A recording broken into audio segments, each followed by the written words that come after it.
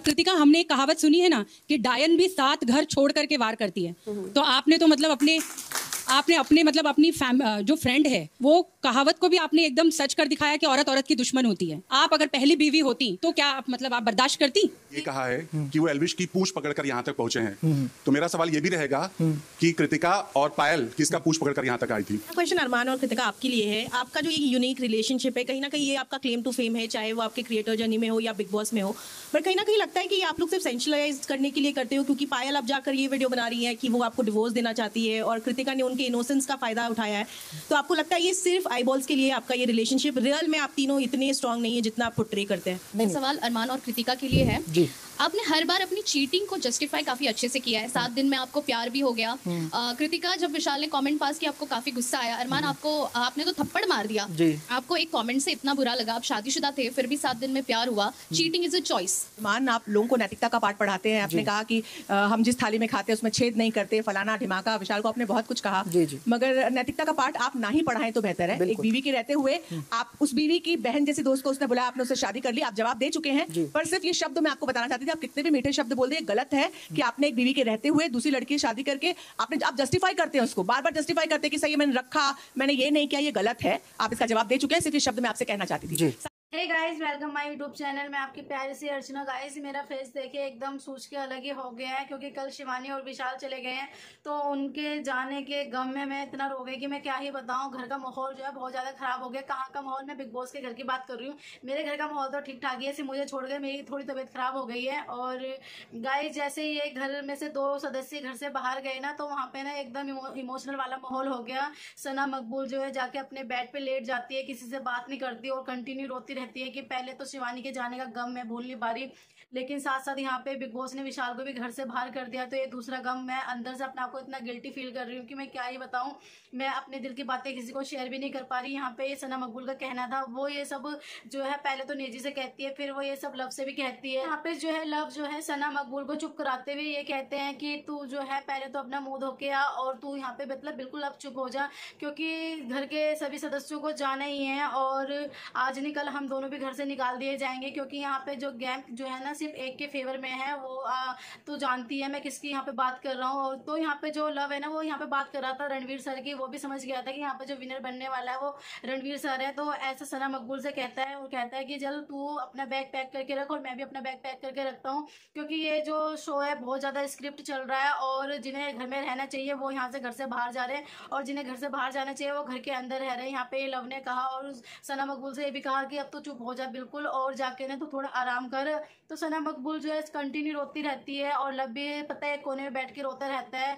तभी थोड़ी देर बाद क्या होती है, प्रेस कॉन्फ्रेंस होती है। तो बाहर से जो प्रेस कॉन्फ्रेंस के लोग जो आते हैं, तो बहुत सारे लोग आते हैं और घर के अंदर आके बैठते हैं। तो फिर वहाँ पे घर के सारे सदस्य इकट्ठे हो जाते हैं, जहाँ पे पता है अरमान मलिक और कृतिका मलिक से कुछ ऐसे सवाल पूछे जाते हैं जिसे मतलब जो बहुत ज़्यादा उनके लिए मतलब जिनका जवाब देना मुश्किल था, क्योंकि प्रेस कॉन्फ्रेंस के लोगों ने तो जो है कृतिका से कुछ ऐसे वर्ड भी मतलब बोल दिए जो नहीं बोलने चाहिए थे, क्योंकि कृतिका के बारे में जो है प्रेस कॉन्फ्रेंस को नहीं बोलना चाहिए था, लेकिन उसके बावजूद भी उन्होंने कुछ ऐसा बोला कि जो नहीं बोलना चाहिए था। और कृतिका मलिक इतनी ज़्यादा रोई, कहीं ना कहीं उसको सांस लेने की भी दिक्कत पड़ गई थी, क्योंकि वो जो बातें उन्होंने बोली थी ना वो उसके दिल पे लग गई थी। क्योंकि और मैं आपको ये बताना चाहती हूँ कि वो बातें क्या थी। वो प्रेस कॉन्फ्रेंस में से एक बंदा उठ के जो है कृतिका से सवाल करता है। वो कहता है कि कृतिका जी, डायन भी 7 घर छोड़ के ही वार करती है, लेकिन आपने तो अपनी ही सहेली का घर बर्बाद कर दिया और आपने जो है उसको कहीं का नहीं छोड़ा, उसी के पति से आपने शादी कर ली। तो आप जो है मतलब अपने आप को एक डायन के रूप में देखती हो। सीधा सीधा उसने ऐसे यहाँ पे कृतिका से कहा। भाई, कृतिका की जो शक्ल थी उस टाइम देखने लायक थी भाई साहब। वो तो ना मतलब आंखों में उसके आंसू भर गए थे और वो वहीं पे मतलब रोने लगे कि भाई मतलब ठीक है हमसे गलती हो गई, और लेकिन हमारे पीछे ये पूरी दुनिया ऐसे हाथ धो के पड़ गई है कि अब मैं क्या ही बताऊं कि अब मैं क्या करूं, मैं मर जाऊं। ये उसने कृतिका ने यहाँ पे ये कहा कि हो गई मुझसे गलती, अब बताओ मैं क्या करूं। तो ऐसे कृतिका ने उससे कहा। तो वहाँ पे फिर अरमान से भी कुछ सवाल किए गए। अरमान ने भी मतलब अरमान में काफी होपलेस हो रहे थे, जवाब नहीं दे पा रहे थे कि उस अरमान से ये पूछा गया कि भाई आप ये बताओ आपकी बीवी में ऐसी कौन सी कमी थी जो आपने इनसे शादी करी। तो अब अरमान कहता है कि भाई मेरी बीवी में कुछ कमी नहीं थी, हो जाता है प्यार और मुझे हो गया था प्यार, और प्यार कोई मुझे डायरेक्ट नहीं हुआ था, बस मैंने इनकी कुछ हेल्प करी, उसके मतलब हेल्प करते करते हो गया था, मेरे अंदर इमोशनल आ गए थे। तो भाई अब हम दोनों करें क्या, हम तीनों यहाँ पे करें क्या। अब हम हमें जीने का हक नहीं है क्या, हम लोग मर जाएंगे कहीं जाके। तो ये सब जो है अरमान मलिक जो है प्रेस कॉन्फ्रेंस से कहते हैं, और मेरे ख्याल से कहीं ना कहीं भी उन लोगों को ऐसे सवाल पूछने नहीं चाहिए, क्योंकि यार ये इन बातों को तो बहुत टाइम हो गया, अब तो उनके बच्चे भी हो गए, 4 बच्चे हैं उनके पास। तो ये सब बातें मुझे लगता है यहीं पे बंद कर देनी चाहिए, क्योंकि जीतना तो इन लोगों को भी नहीं है, विनर तो मैंने आपको पहले बता दिया कोई और ही है, रणवीर शोरी है विनर। तो ये सब तो बस जो बिग बॉस के जो है ना मोहरे हैं, इनको इस्तेमाल किया जा रहा है। घर में जितने भी सदस्य हैं, विनर लास्ट में रणवीर ही बनने वाला है। तो भाई तुम एक को विनर बनाने के लिए दूसरों को इतना बदनाम क्यों कर रहे हो? यहाँ पे अपनी एक इज्जत बनाने आए थे, तो तुमने उनकी इज्जत को बिल्कुल नहीं, जितनी भी बच्चों की इज्जत थी वो भी डाउन करके रख दी है।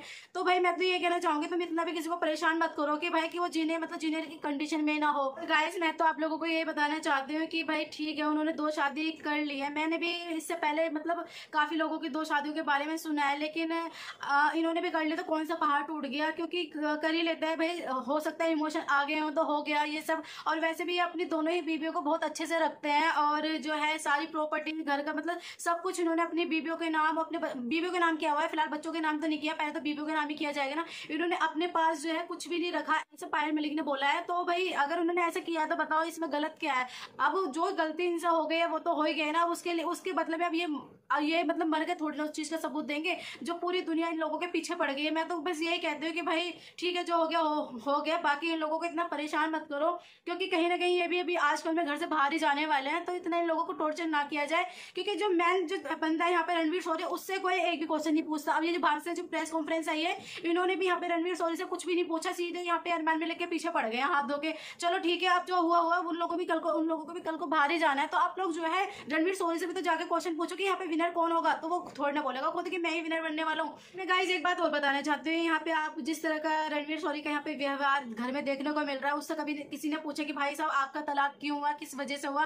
क्योंकि जिस तरीके से वो तीखी बातें करते हैं, मुझे तो नहीं लगता कोई भी लड़की उनके साथ 1 महीना भी टिक सकती है, क्योंकि वो जो है अपने अलग ही एटीट्यूड में, अपने अलग ही घमंड में रहते हैं यहाँ पे रणवीर शोरी। और जो कहते हैं रणवीर शोरी जो है, उनके कुछ ऐसे वर्ड भी उन्होंने यहाँ पे बिग बॉस में यूज किए हैं कि मैंने पहले वीडियो में बताया। जैसे उन्होंने ट्रॉफी के लिए तो साथ साथ कूड़ा बता दिया था कि ट्रॉफी का क्या मैं अचार डालूंगा, ट्रॉफी को तो मुझे साइड में ले जाकर फेंक ही देना है, मुझे उसका करना क्या है। ये यहाँ रणवीर शोरी ने कहा। इस पे भी अनिल सर ने पता कुछ भी उनसे कोई क्वेश्चन नहीं किया। घर का कोई और बंदा बोल देता ना तो उसके पीछे हाथ धो के पड़ जाते हैं यहाँ पे बिग बॉस भी और अनिल कपूर सर भी। बाकी यहाँ पे रणवीर से कोई सवाल जवाब नहीं किया गया इस टॉपिक पे। तो और उन्होंने ये भी कहा कि भाई मुझे ट्रॉफी में कोई इंटरेस्ट नहीं है, मुझे यहाँ पे चाहिए 25 लाख रुपए। ये सीधे जो है रणवीर शोरी के वर्ड थे। और ये पूछा किसी ने, अरमान मलिक ने बोला था कि मैं आपके हाथ में ट्रॉफी लेते हुए देखना चाहता हूँ। तब उसने ये जवाब दिया था कि मुझे ट्रॉफी का क्या करना है, अचार डालना है, मुझे तो सीधा 25 लाख रुपए चाहिए और मेरा फोकस उसी पे है। यहाँ पे रणवीर शोरी ने कहा था। तो इसके बारे में तो ना तो अनिल सर ने कुछ पूछा, ना बिग बॉस ने कभी पूछा। भाई सना मकबूल के अगर वो सना मकबूल कुछ भी जरा से बोल देती ना, क्योंकि वो तो डायरेक्ट बात करते हो, पीठ पीछे कोई चुगलखोरी तो करती नहीं। वो कहती कि मैं हाँ मुझे विनर बनना है तो मुझे बनना है। और वैसे भी विनर बनने तो सभी आए ना इस घर में, तो उसमें गलत क्या बोल दिया?